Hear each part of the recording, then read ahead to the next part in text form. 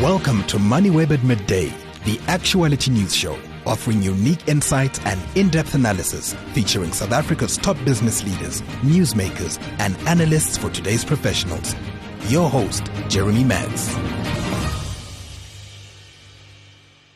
Hello, and thank you for listening to Moneyweb at Midday. In the next 30 minutes, I'm going to put some context around the numbers, some perspective around the politics, and a little clarity around the choices facing us daily in South Africa. A warm welcome. I'm Jeremy Maggs.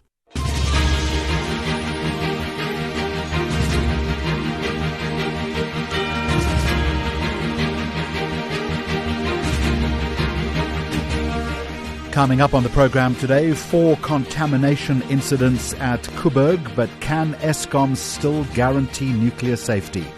A new township economy policy promises growth, but will it empower businesses or just add more red tape? The Tafelberg land ruling in Cape Town strengthens spatial justice, but could it make South Africa's housing shortage even worse? And the World Cup is now worth 3 times more than when South Africa hosted it in 2010. It's Tuesday, the 21st of July.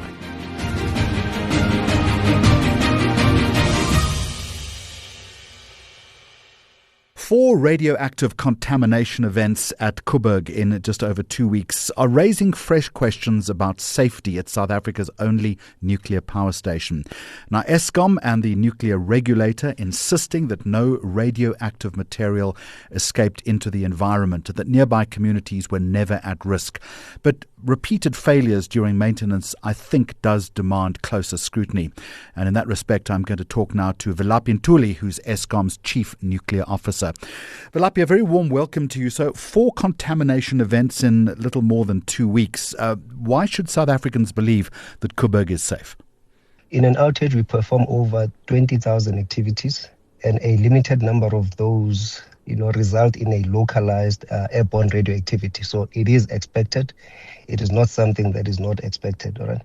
Such activities, we plan for them appropriately, and we have diverse mitigations that we put in place to ensure that we manage the airborne radioactivity properly, to ensure the worker, the safety of our workers, public and environment. And I'd like to assure you and assure the South African public that there was never an instance when the airborne radioactivity material was released to the environment, as our containment is purposefully built for, to keep all the material inside containment because it's under negative pressure.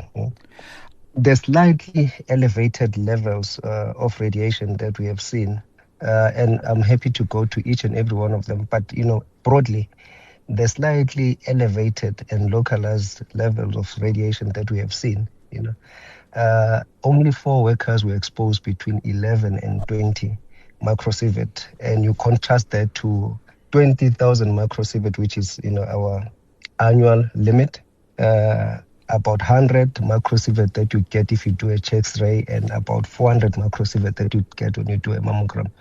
So what am I trying to say? I'm not trying to minimize that we did have an elevated or slightly elevated radioactivity, but it was well within, what the limits are, and it is course of business, So I don't want, to have a perception out there or to leave a perception out there that, is alarming. Thank you. Could I ask this, and you'll correct me if I'm misinterpreting it, but the repetition, does it point to a deeper failure in maintenance, planning, or safety controls? Yes, so there was no repetition. So if you can allow me, then I can go through the incidents. Thank you.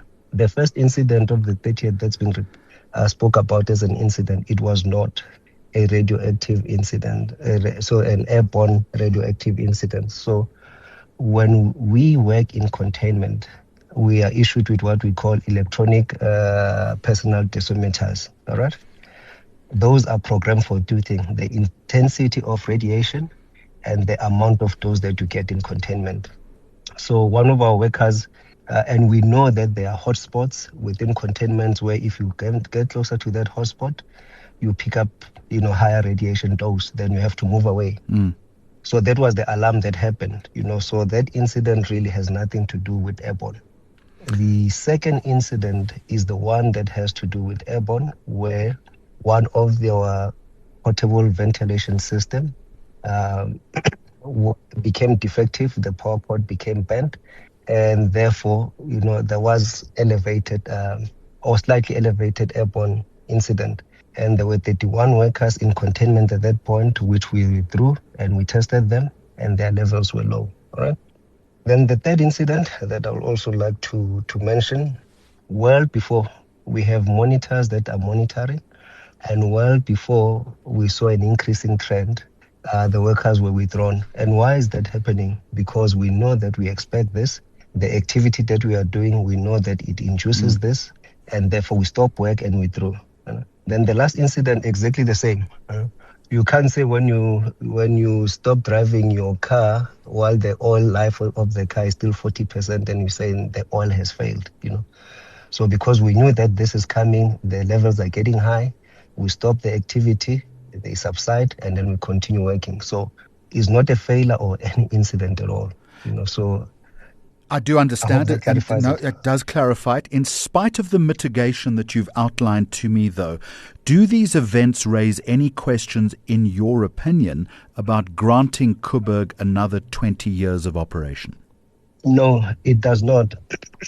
And the reason that I would say that is the activity that has led to these light levels or increased, as I said, is expected. It is done when we do our steam generator eddy current testing. That is a worldwide activity that nuclear power plants like ours do. And these measures that we put in place is exactly the same. So maybe you might ask that developer, what is different? We've never had this 2 years ago. What is different in this case is that we have just put in these new steam generators, and the work that it takes for you to put in these steam generators, it had shown that the cycle after you have put in the steam generator, you have a bit more activity in your primary system than normally. So after a few cycles from now onwards, our primary system will be more and more cleaner, for the lack of better word, and these levels of activity will then subside. So could you explain to me how this entire series of events is being investigated? Because it would raise the question about whether Eskom itself can objectively investigate its own safety performance. Absolutely. So maybe just to give you a view as to how we work at Koeberg, any event that happens, we raise what we call a condition report. The regulator has access to all of these things that we raise, and they then independently do their view. If they want more material, they will come to us and say they need this, but they have access to, where all this information is documented. So they will continue to investigate and do their investigation. Internally, we have, independent organizations that will then have a look and, independent of the main groups that are involved, do an internal independent investigation. So far, then lastly, we belong to an organization that is called World Association of Nuclear Operators. We report on this, they will ask for reports and they will do an independent review. And then any nuclear incident, it's rated on an inner scale. So that's a scale that we use for any incident from Fukushima, from 3 Mile Island, to what we have to say, where is it? And this registers as 0, meaning that it's non-consequential, it's minor. And I'm sure that everyone, that once they've looked at this, they will come back to the same conclusion. So we are very transparent and open for that scrutiny. Thank you very much indeed. That is Velaphi Ntuli, who is Eskom's Chief Nuclear Officer. You're listening to Moneyweb at Midday. Now, government is proposing a new national policy to revive township and rural economies by improving access to finance, infrastructure and formal markets. But I hear you say, We've heard similar promises before over years. So I guess the real test is whether this plan can create sustainable businesses and jobs rather than just another layer of programs and the resultant paperwork. Someone who's applied his mind to that is Aleph Muhlenberg, who is the founder of Riza Holdings. It's a social impact group working in township development, and he joins us now. He would be close to the issue and also the needs and challenges around it. So Aleph, welcome. Is this policy then, in your opinion, capable of changing township economies, or just another ambitious government document without the capacity to deliver? I think you hit the nail on the head earlier, right? So the proof is going to be in the pudding. So there are some positive signs when it comes to the policy. Firstly, it's the first policy of its nature. There have been a lot of different programs, obviously, but it's actually the first policy of its nature where that's directly related to township and rural economies. So, the other positive sign is that it has a home. So the home in government is the Department of Small Business Development. So those are things that are good starts. But and the policy itself is actually it touches on the major points that need to be touched upon. But the proof is going to be in the pudding. Some relative concerns when it comes to proof in the pudding is obviously a lack of there's not a lot of mention around corruption, and we know that the noise between policy and implementation, that historically we've dealt with a lot of corruption when it comes to that. So for me, that was a little bit concerning. The other things that I think would have further strengthened the position of the document is to add clearer KPIs. There are not a lot of key performance indicators in the document, which makes it slightly vague when it comes to implementation. And I think the clearer we are when it comes to the targets that we set for ourselves, the better. But that, in a nutshell, would be my answer to that question. Aleph, test my thinking here. Government often assumes that township businesses only need money, only need funding. But is a lack of money the central problem? I'm sensing it's a lot more nuanced than that. Yeah, there's a lot more nuance to it than that. I think, and that this policy document actually highlights 9 focus areas, of which money is one. It's number 3 on my list here. But it is skills development, business support. And given our history, a lot of the businesses that we deal with in a rural and township setting are informal of nature.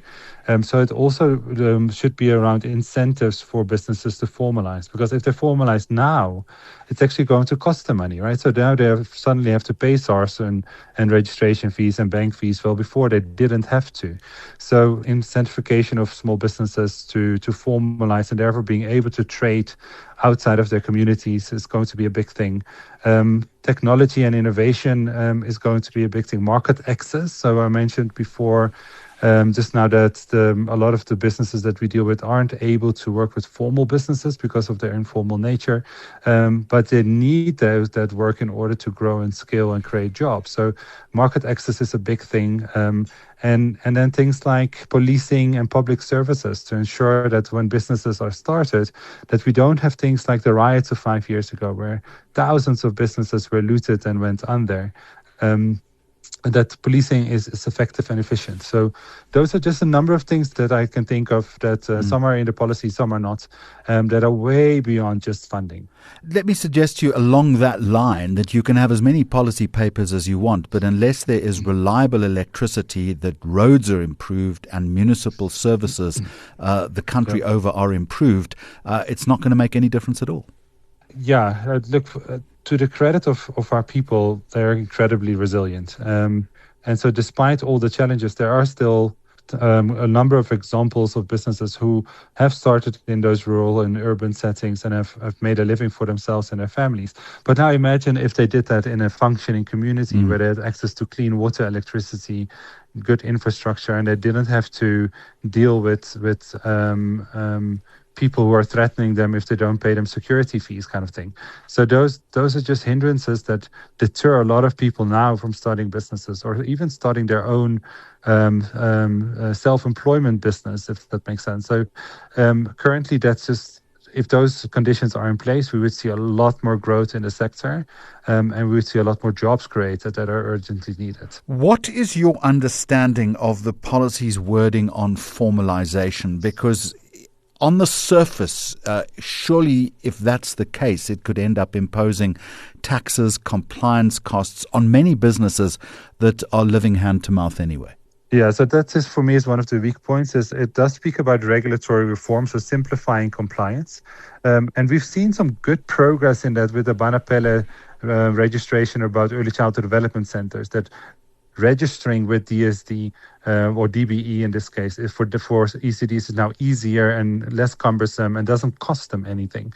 It also doesn't gain them anything at that point yet, but it is a good step in the right direction. So we would definitely welcome a similar regulatory reform and simplifying of compliance when it comes to small businesses. But the problem currently is sitting there's no incentivization, like a tax holiday period, if you want to call it, of 12 to 24 months or something like that. So that's not in the cards just yet. And I think something like that would really benefit businesses to formalize, because like I said, currently it's just going to hurt them in the short term. And looking forward then, and very quickly, is there a measurable result that you would like to see government commit to over the next 2 to 3 years so we can judge whether this policy has succeeded or failed? Yeah, so for me, definitely. So ideally, we want to see 1 million jobs created in the sector, either through self-employment, skills development programs, and just improving the landscape or the ecosystem that small businesses find themselves into. If we can achieve, let's say, another 1 million jobs created in the township and rural sector by 2030, then I think we've done a marvelous job in order to amplify that sector. And to truth be told, these jobs are not going to be created in public sector or private sector. So we have to start investing more in this, and we have to start unblocking some of those hindrances we mentioned before. But for me, 1 million jobs would kind of be an ultimate target. Aleph Muhlenberg, thank you very much indeed. He is the founder of Riza Holdings, as I said, a social impact group working in township development. You're listening to Moneyweb at midday. Now, the Constitutional Court's landmark Tafelberg judgment has been hailed as a victory for spatial justice and the right to well-located housing. But some in the property sector are warning it could in fact have the opposite effect, slowing development, increasing costs, and ultimately making affordable housing even harder to deliver. Just some background, the ruling found that the Western Cape government acted unlawfully when it sold a former Tafelberg school site in Sea Point without properly considering its constitutional obligation to use well-located public land for affordable housing and to help undo the inequalities created by apartheid when it comes to spatial issues. Someone who's applied his mind to that, and he's been with us on the program before, is Renier Crick, who is Managing Director of Sentinel Homes.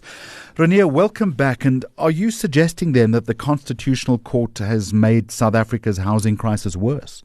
Well, it depends what you want to achieve, Jeremy. So I'm a lawyer by training, and so I read all 297 paragraphs of the judgment. And the court makes some very good points. But the central idea of the judgment, I think, is that the court says that the public sector needs to combat spatial apartheid, by which they mean that wealthy, and most of them previously white group areas, need to be integrated. So poorer households should also have access to those neighborhoods and should be located closer to opportunity. And that sounds laudable on the face of it. The problem, obviously, is that in South Africa, the constitutional right is one to access to adequate housing.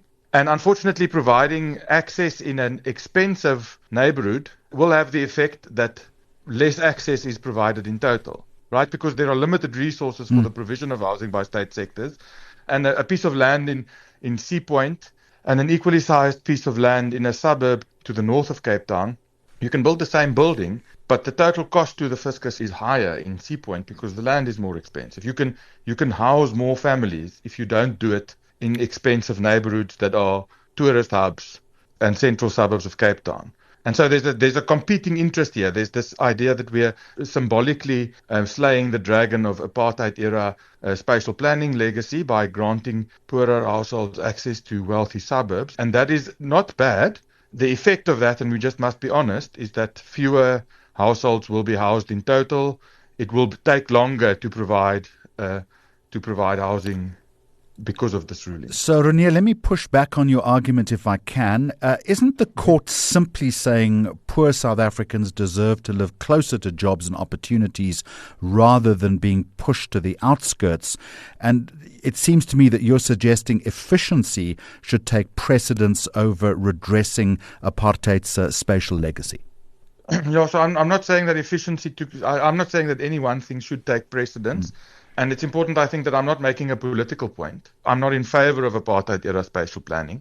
I'm just saying that when we make policy, which is something that normal people need to implement in practice, overcoming spatial apartheid is in conflict directly, or operationally and logically speaking, with providing the biggest number of families with housing. And so in Cape Town, for instance, the city is oddly shaped. Middle class, upper middle class and rich households also commute. And so commuting per se can't be said to be somehow prejudicial. And I personally feel that if Section 26 of the Constitution, which grants the right to access to adequate housing, is what we're aiming for, in other words, to give effect to this constitutional program that we're hopefully all morally aligned with, we should prioritize access. In other words, as many people should be able to access housing as quickly as possible, rather than trying to make some to beat these symbolic goals of spatial apartheid or whatever. That word doesn't appear in the Constitution, incidentally. So, Renier, the crisis then would be supply and not location. And if you buy that argument, why haven't developers built enough affordable housing already then? Because it takes too long to get it approved. In South Africa, brownfield to move in is currently 7 to 18 years in South Africa. In the decade 2014 to 2023, which is the last measurement we have from Stats SA, we only managed to produce about 300,000 housing units in South Africa, which is a country with about a 3 million unit housing backlog. And so the supply problem is the real problem. We're not building housing fast enough, which is another consideration that we should put on the Tafelberg judgment. Sounds nice, beating spatial apartheid, undoing apartheid-era spatial planning. But if you just build enough housing fast enough, then that'll happen anyway. And you'll have the added benefit that people will not live in informal situations or untenable situations. This judgment, unfortunately, when the bureaucracy is asked to implement it, is going to make that 7 to 18 years supply provision even longer and even more open to challenge and open-ended administrative delay, which is a cost that's going to be borne by the consumer ultimately. Let me just try and get into the weeds of your argument. If planning delays then are the real problem, what specific approvals from your experience create the biggest bottlenecks? So if you want to subdivide a piece of agricultural land, then you have to apply to the Minister for Agriculture, the national minister, to have that subdivision approved, which is a yes or no decision, but in practice takes somewhere between 3 and 15 years. So that's the first one. In Cape Town's case, for instance, but also in many of the other metros, the land that is available for new development is on the periphery and so is often zoned agricultural, and so that's one of the big problems. But then one of the other problems is that town planning and all of the approvals that are necessary for implementing developments in South Africa are firstly open to open-ended administrative delay. So there's no focus from government in managing these things so that they move along at an optimal speed. And there's also the laws and the decision-making is fragmented. So there's no one person or one branch of government that is ultimately responsible. And so when you go into the weeds there, it's impossible to predict how long it's going to take to get your approval. Right. And that's the problem in South Africa. We need proper government management. The bureaucracy needs to be managed so that we have proper consultation and everyone gets a chance to make a submission and whatever. But we can't be bogged down by NIMBYism or by people who have silly complaints, because the fact of the matter is that if we don't optimize this planning process in South Africa, then we're going to follow the example of first world countries. Like in Vancouver, in Canada, for instance, people are taking to the streets because there simply is nowhere to live. I'm going to leave it there with my thanks. Renier Crick is the Managing Director of Sentinel Homes. Appreciate your time. Moneyweb at midday for all your up-to-date stories. So the matches are done. Spain is celebrating, but that certainly is not the end of it. Now to the money side. And the FIFA World Cup is now worth an estimated $5.2 billion. That's more than 3 times its value when South Africa hosted the tournament in 2010. Bigger sponsorships, richer broadcasting deals, and the expanded 48-team format have turned it into one of the world's most valuable sporting brands. But I guess we have to ask the question as we bask in all of this afterglow, has football become a better product or simply a better business? Someone who's applied his mind to that strategically is David Wingfield, who is strategy and insights consultant at Brand Finance Africa. David, good to talk to you again. And the World Cup brand, as I mentioned, more than tripling in value since 2010 when we hosted it. What do you think has driven this extraordinary growth? Yeah, Jeremy, I think you did say it in your intro. I mean, obviously, their revenues are growing. So when we value brands, we obviously look at how consumers perceive them relative to other tournaments, competitions, etc. And then we look at revenues and we calculate brand value. FIFA's revenue is growing. Their sponsorship revenues up, their ticketing revenues up, their merchandising revenues up. And that's probably largely to the fact that football seems to be becoming more and more accessible. I think, just in terms of where you can access it from a broadcast point of view, the fact that consumers now see football stars as, let's put it this way, as social influencers. So people start following mega football stars as influencers before they necessarily start following them maybe as footballers. So the game in general is growing. And I guess because of that, what you will find is then you will have sponsors, the likes of Adidas, the likes of Coke, Visa, Hyundai, Kia, who've been around for some time as sponsors, just continue to re-sign their deals and obviously spend more money. So there's just this generally much bigger focus in football. I think we should also just note that it's not just men's football. Remember, this FIFA World Cup valuation at 5.2 billion is the men's World Cup.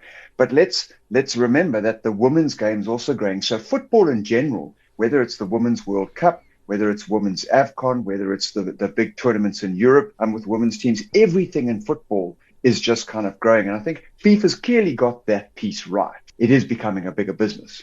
David, let me ask you the purist's question, or some might say just the old curmudgeon's question, but I also read from the numbers that you've given us, sponsorship and television rights now account for more than 2/3 of the tournament's value. Do you think we've reached a point now where the commercial side of this tournament has completely overtaken the sporting side? I don't know, Jeremy. I suppose that's more of an opinion because, obviously, we've all been watching the World Cup and I watch it as a very big football fan, but at the same time, I look at it from a brand marketing and valuation perspective. I think it's perhaps is at a little bit of an inflection point. Has it really got there as much yet? Don't know.